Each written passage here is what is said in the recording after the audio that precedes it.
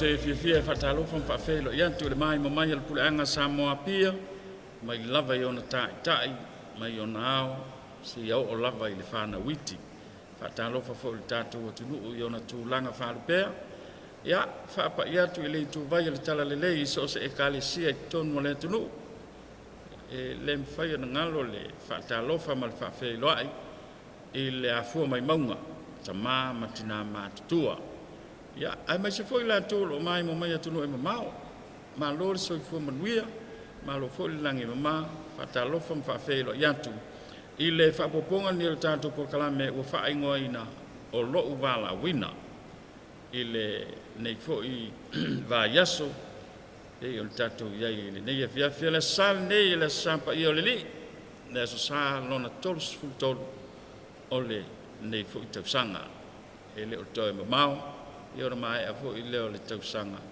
i le ka lena lava na le ka le sia katoliko la tau ai o tatu por kala mele sol lewa maua le ava noa ia tal noa fo i male fionga ia te akono so pele Siamoa ia fa soa fo i lona Vaalauina alo mai lau mai moa talo fala u fionga te akono ia whakalo whakule pa ia maulunga tatu pule anga le fiola o fionga le aki o sisi tui ai kaingangi fo le pa ia maulunga le o skaulanga fionga ki a kongo mo la tu fatua ia ai mesele pa ia maulunga le au fainga ngā du le tua e nge fo kai au whakaro fo le talinga la vea kai fo o tanto sam ta upuni nei foi kai au malo foi fo moa malo le langi mama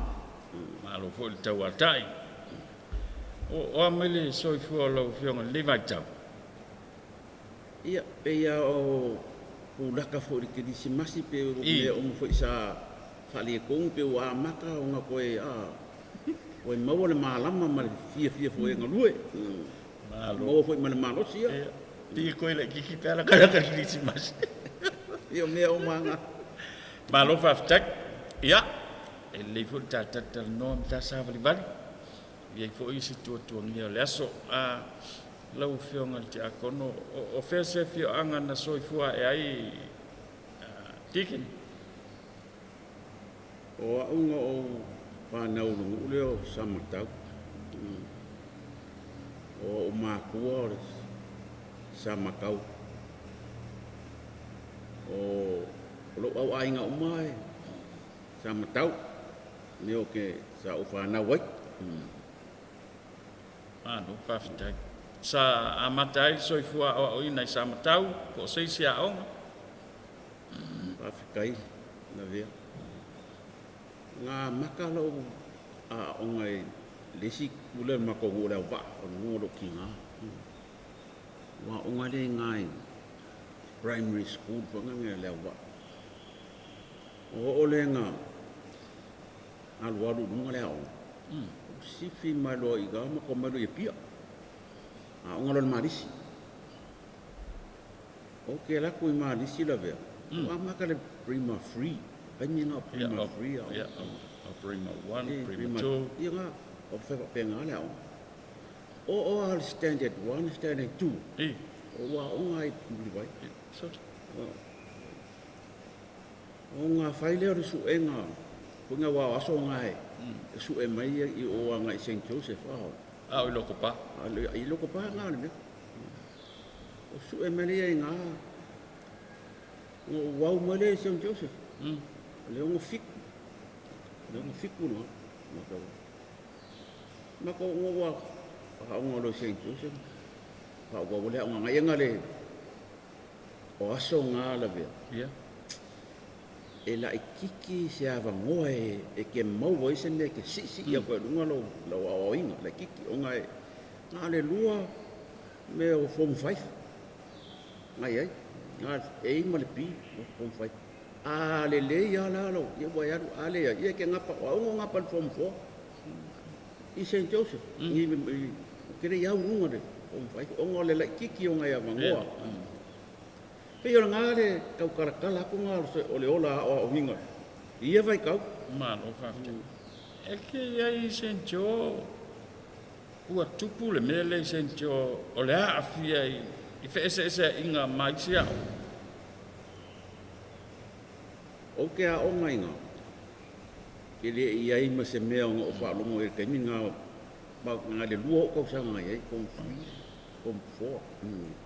E le iai ma sia mea pei o ngai iai ngere. Ma lo whaftai. Sa ese ngā luenga sa e whai ngā luenga ina wa umale a onga. Umale a onga.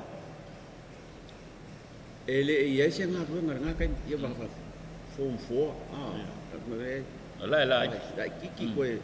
Le lava fu se o nga pe mo fa ya ku kai mi o sola ele mo se a vangoa ele ese nga venga ni nga ese nga venga fa o malo o walu lo le a inga mako wo lo ko sa maka o walu lo nga lu era fa ko pe yo nga ba nga le o langa la be o koe koe au mai nge ka kalangoanga nge kai au. Ma lo whaftai. E tau mana tua le taimi na e rufale le kolisi telosia I momo. O le tau sanga iwa ono. Iwa ono? Iwa ono ma su enga. Inga ua omang ma whai poi. Pila a whai aku lore mea. Umang ma fai poipo ikua. I ele ma fai langa e sau ke alu. Vai ke mfunga le e ar kula funge e le mfainga e fai poipo lo e anu lo le o se lunga e lua o kausa. I fa pa ma fai langa e fa nga alu so. Umar fai poipo nga ngofo ai kua manga lua fa kwa nga. Fa kwa lua lo kausa nga ia musu lo le nga ngole ko. Ma ke o nga do ke nga vai kau le iwa ongo iwa fa tau sanga ya o ngai o ai le ali fa o sofia nga le na mafua ai ona e fia su ile su enga le afkai mo fisila ve o le fa o sufianga ngo o mau i New Zealand. O ke fai poipo nga. O nga ua o leo langa. Kai mi o soi fua mele o ki nga. Ki oro ki nga. Sa fai mai e kia.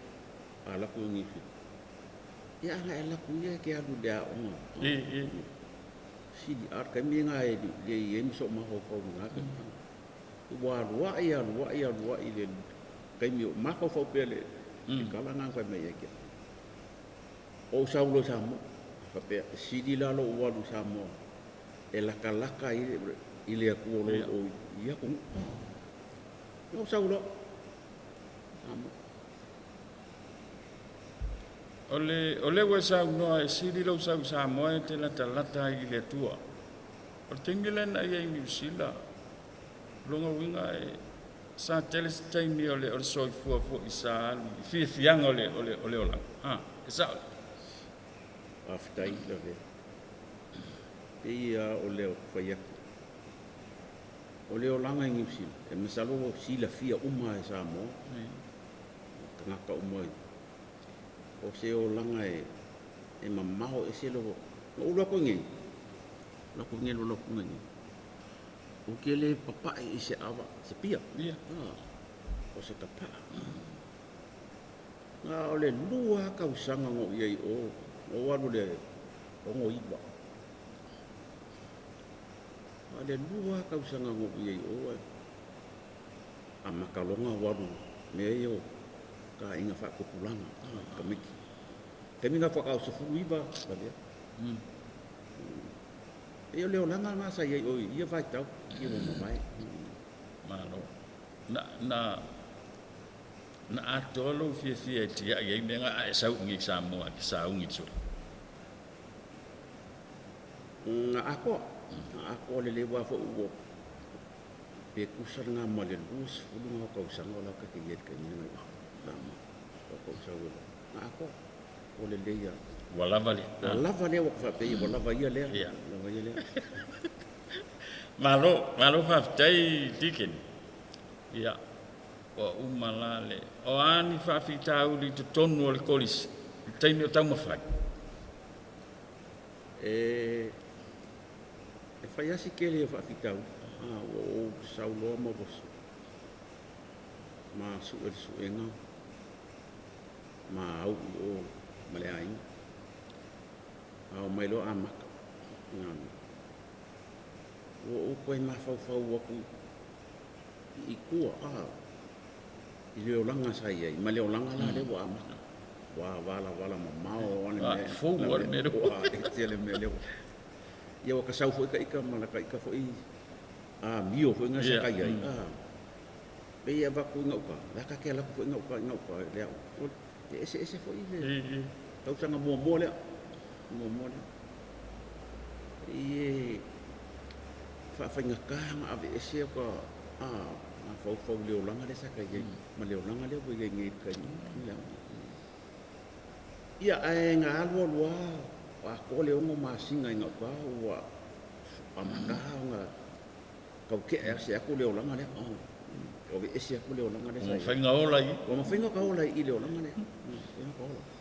Malo whaftai. O iei nisi sa tau mu whai whaatasi le tofinga o ngā lue le taimile. Ko o iwa mako. Oi. Iwa mako. O loo ngā lulue ngei le ko o wha. O wha lo ko koe mengi. O lisi ko o lima. O mali. Oi. Mali. Lalo whai. O wha le ngā lulue. Peni ngei. Ai ko o lima o mali. O lea le lua nu mua. O i le lua nu mua na amata i le ngā lue. O le ma wha o le iwa. Wha ofu le iwa ko whinga sosoanga. Ma kongo ngā lulua me le lua afe. Lua afe ronga ko ngā lulua. Leo ni mua o Samusu. Whanga leo Samusu. Sa kopia iei ma ua make ngā lulua. Samusu. No whawhitai. O lea le umina e ngā lue to whinga sosoani ai whaau e vem tiako.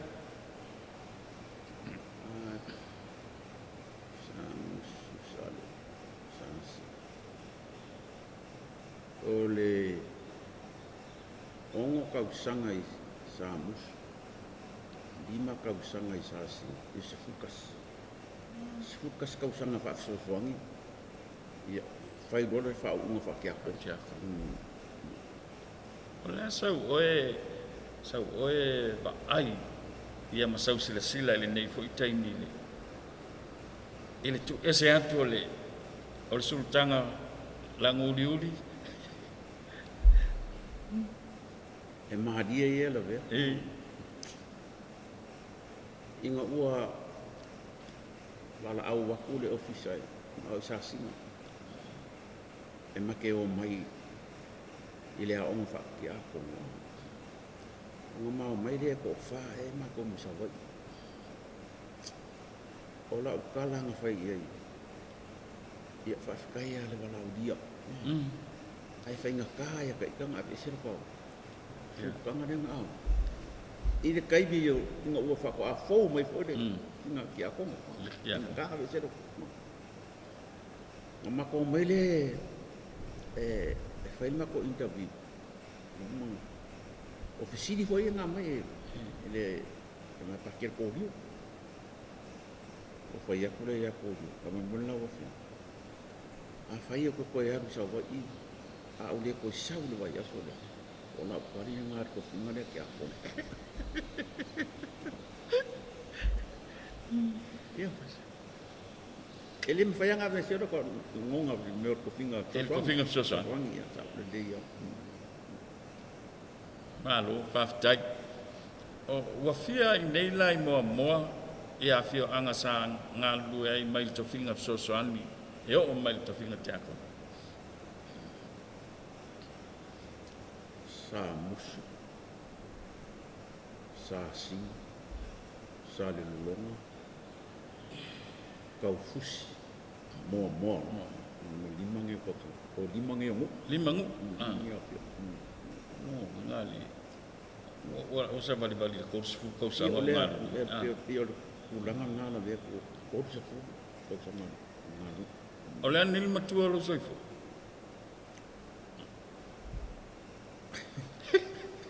Wo, e fesi di komu mai ana be ali. Pika ke kau musu. Le lofo le ku le. Pika ke kau ma nga kau ko kau sa ngau le ngango le lofo le ku mo kau dia. O fiku sekulu lim fa nge ko sa. Ya la u fiku lim. O le mafua anga tonu ana o sile atu le matua lo soifo pe a fua. E tau sanga ia sa e ngalue. Matau sanga ia e tele sau di kolis. Ya. Ale wo o mai lava ni taimi o leu ke va ia ku ale o korsu ka sanga o fasu ka sanga le ke ia. Ale o ka mai fi kusfu o so. E ke di ka ia. O ia pe lo fi fa au de Vaalauina. Pe ia o ma fau le o mai ka sanga le fiku lima. E po nga la avea me ia a ko mo fa me ke fiku lima lo. E malo ho e retire. E o me ia nga fa. Ai pe wa makanga ko singa kere yelo ko ma ko fo me a me fa me tikuli malo la ba. Ai le ka ke o loka ika la mona o le ka ke fia nga lue pe. Ina ko pe ina pe. Ai ese taimi e tu lai mai se fe ese ai ngai le va o lo fianga te akono mal faltua. Ia po le va fo o ma lo. A ngalu. Ia fe ese ai ngai ko ko wa me ia lim penga le ko me ia ma le la o le a le au lotu e le o le a fo di ko fin le so soine pi a con le ai la ngai ko fa fi tau di so se mea o la kala mai ka ke kam fai inga ia fo mari o fo la unga lo ye le pa pi ka bi fo mari ma ia ngalu lue fakasi ia male farkua inga ia mafai o nga soala o kule fa fika uli e aulo ia wale ke le fa fika no ila ma no fa chai e to fiem ta fale ole onu tanga luenga i momoni o momongi fo la unga lue e ma ke o mai o fai fo iala foi ela kasi lua sol fai fala foi ela o fai nga o fai pese fo nga bue e ka isa fuongo foi ela ai me o mata falele au dokule kasi ya ku fa kasi ya le fali o ma wale o to ku ke ningi pa ku pa kasi se o ke lenga o pa kasi nga le o se fuongo ye ngi ke ningi ma no fa o lea e talia lupe o mau ia e mai se fo i o le pesuia inga o la au o le whaatoanga le tua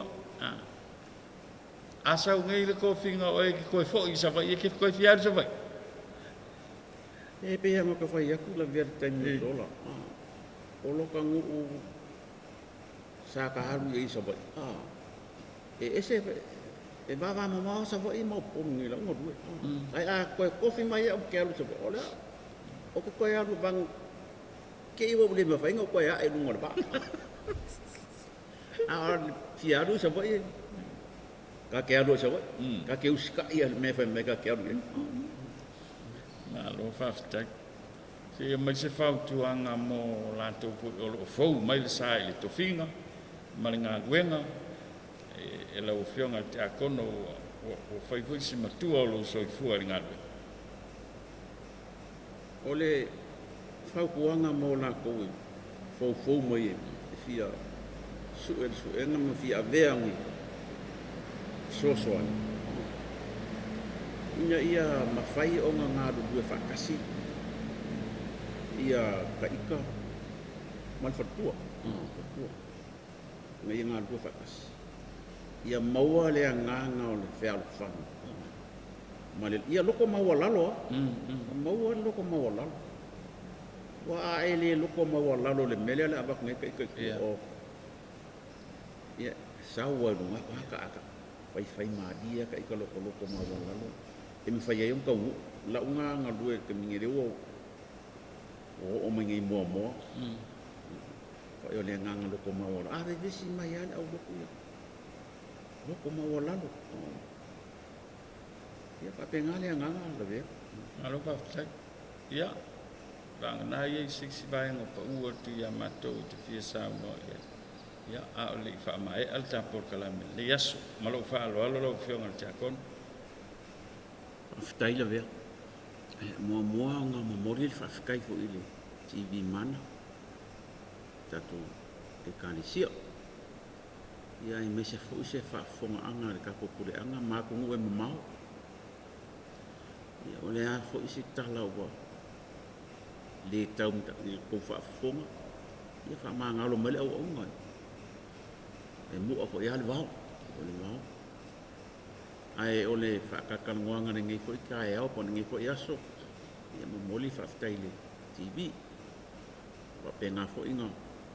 Fa maruru ko fo ile. Na ko fa fonga mai fa ngolong. E pengo fa ia ko e. Ia ia se akwa ko. Ko ngi o langa e. Ia fa le kong. Ia alo fo ngi ia le ko ngi yaso ma ngi fo fa moe. Tai. Ia me se fo le anga ku la ke disi masi yo. Ia mo se disi masi fa ngofie man. Ma ka ngofie. Ia ai ka ko ola le anga le yo le ko. Alo sa no e lo fio nga te akono ya o le tanto por kala na mo le so ma le nei va yaso o lo Vaalauina le fo wa sa no le fio nga te akono ya le Vaalauina na o le fio nga te akono so pele ya o se tasu te akono matua o le pule anga Siamoa pia mo le atu fa tele i lau mai mo mai fa te fo i le fio nga te akono mo le avanoa ya ai maxi o le fa soa i le nei yaso tatou feilo ai fo i le vai yaso fou ya asai e sultupu ya fa au ai le o tatou po kalami ai manuia tele toe nga le nei yaso soi fuai